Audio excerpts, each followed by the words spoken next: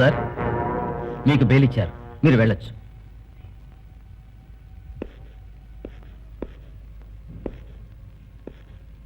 I'm very sorry K K sir, మీ వంటి పెద్దవాళ్ళకి ఈ రోజులు ఎక్కువగా ఉంటారు. డాడీ, శంకర్, నువ్వు ఇంటికి వెళ్ళి అమ్మని చూసుకో, చిన్న పని చూసుకొస్తా.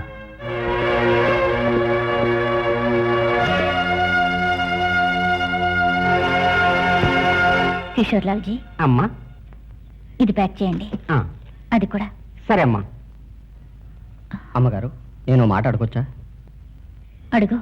ఇవన్నీ ఎందుకు కొంటున్నారు? నీకు తెలీదా? ఇవాళ అంజలి పెళ్ళి, రాజా చెల్లెలు. అంజలి, మీ అన్నయ్య వచ్చారు.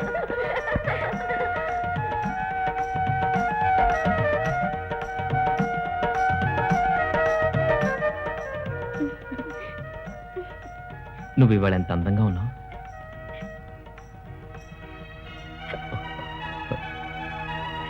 ఏ అంజలి, ఎందుకు ఏడుస్తున్నావు? అప్పుడు జ్ఞాపకం వచ్చిందన్నయ్య. రాజా చెల్లెలికి పెళ్లి. శ్యామ్లాల్, ఇదే దైవలీలంటే. కూతురికి పెళ్లి, శుభలేఖలో తండ్రి పేరే లేదు.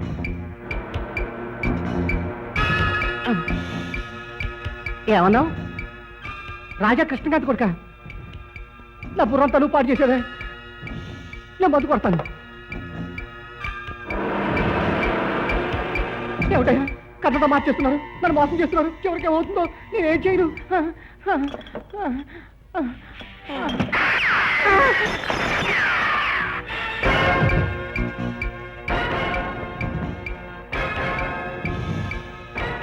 విశ్వనాథ్, జ్ఞాపకం ఉందానే చెప్పింది.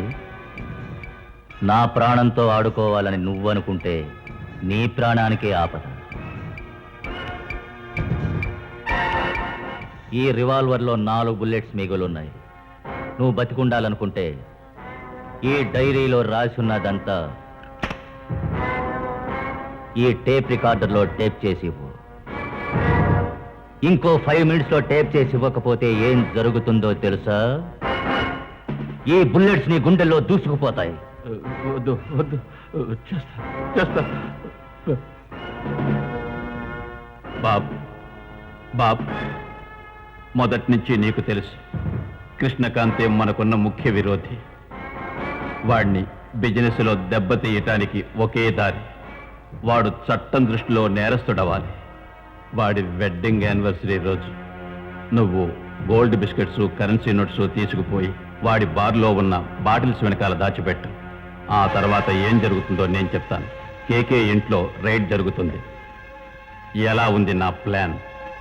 విశ్వనాథ్, పులి నోట్లో పడ్డావు. నేను చెప్పాగా, నేను పెద్ద పులిని రా. ఆగు, నువ్వు తాకదు.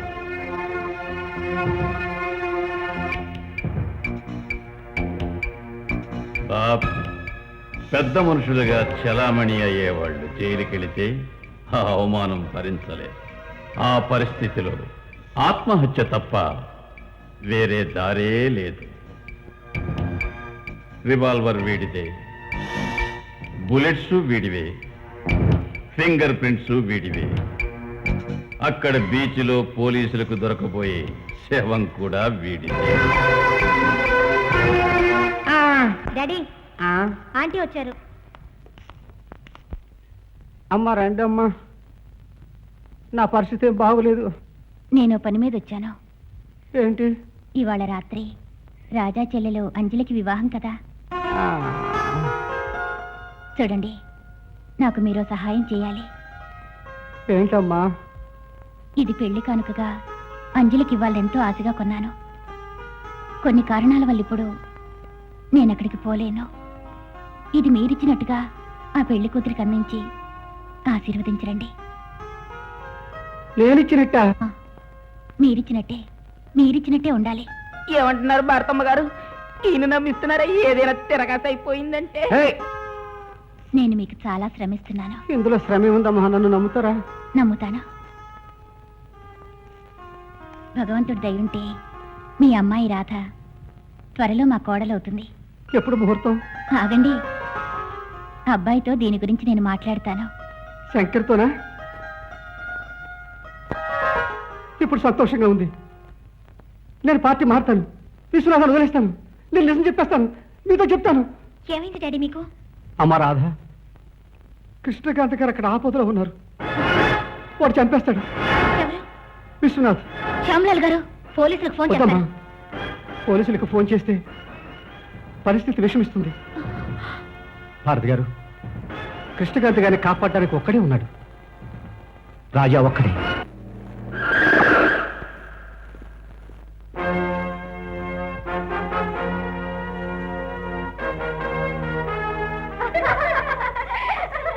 రాదా అంజలి, ముఖ్యమైన విషయం మాట్లాడాలి. మీ ఇష్ట ప్రకారం ఏ శిక్ష విధించినా అనుభవిస్తాను నేను, కానీ భర్తని పోగొట్టుకుని విధవలా మాత్రం నేను బ్రతకలేను. 24 ఏళ్ళు ఒక స్త్రీ భర్త ఉండి లేనిదానిలా జీవించింది, అది జ్ఞాపకం లేదా మీకు? ఆవిడక్కడ అల్లాడిపోయినట్టే నేను అల్లాడాను. ఆ మాట నీకు తెలీదు. నువ్వు నన్ను శిక్షించు. మీ కుటుంబాన్ని నాశనం చేసిన రాక్షసిని నేనే. భర్త బ్రతికుండగానే భర్త లేనట్టుగా ఆవిడ జీవించేట్టు చేసిన దుర్మార్గురాల్ని.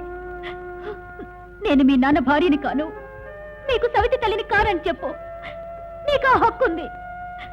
కానీ ఆయన్ని మాత్రం మీ నాన్నగా ఒప్పుకో.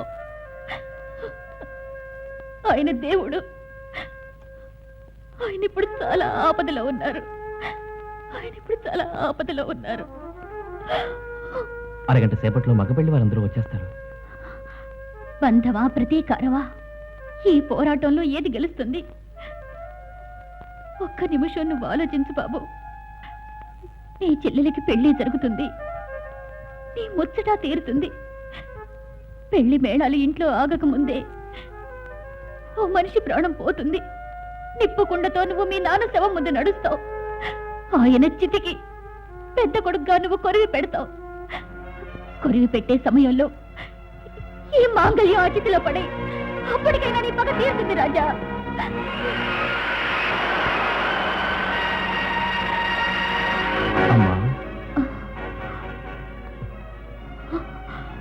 నువ్వు అమ్మగా నన్ను ఒప్పుకుంటే మీ నాన్నగారిని కాపాడు.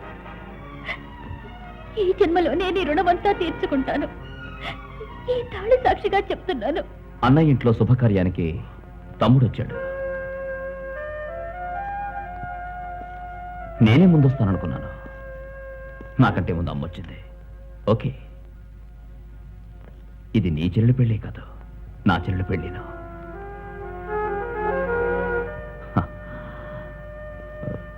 నేను పిలవకుండా వచ్చాను కదా, చెల్లుకు వచ్చిన ప్రెసెంట్. శంకర్, నువ్వు నా ఫ్రెండ్వి కావు, నా తమ్ముడివి. అన్నయ్య,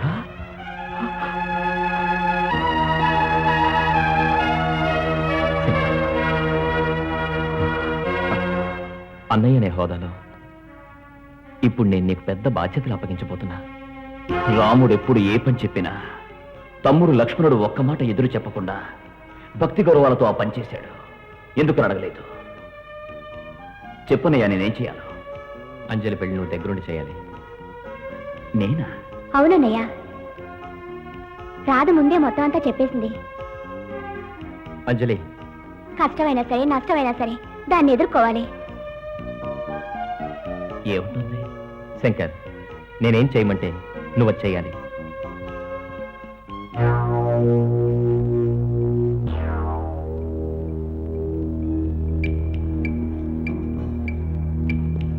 బాబు, ఇంకో 2 గంటల తర్వాత నేను రాజా చెల్లెలి పెళ్లికి వెళతాను. నా మీద సందేహం రాకూడదు చూడు.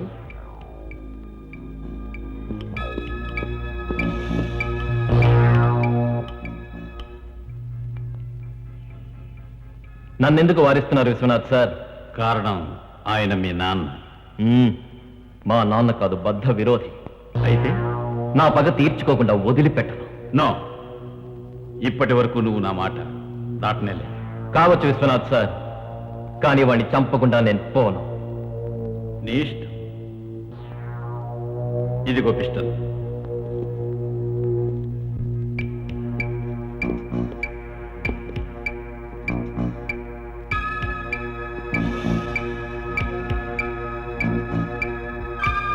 పో రాజా, ఇదే స్పీడ్లో వాణ్ణి చంపాయి.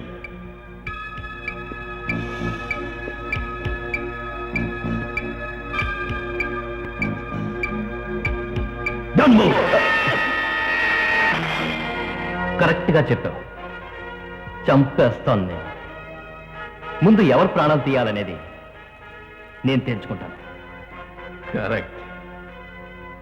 నేను నిన్ను నమ్మి చేర్చుకున్నందుకు నువ్వు నన్ను చంపాలి. నమ్మక ద్రోహం చేసినందుకు నేను నిన్ను చంపాలి. పిస్టలే నీ చేతికిచ్చాను, అందులో బుల్లెట్స్ లేవు. ఇప్పుడేం చేస్తావు?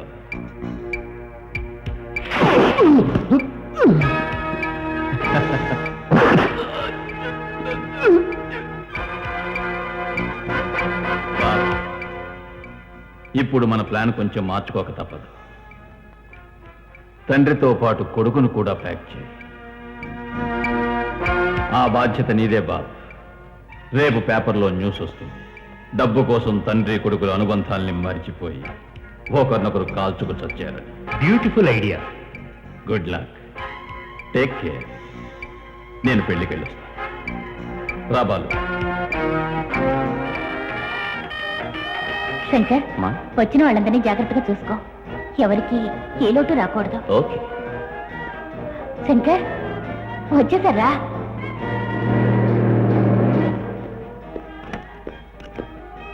విశ్వనాథ్, నువ్వా? How nice to see you Shankar. రండి. రాజాయడి. మీరు రండి సార్. సరే రాజాయడి. ఇలా రండి చెప్తాను. ఏమిటంటే ఈ విషయం ఎవరికీ తెలియకూడదు.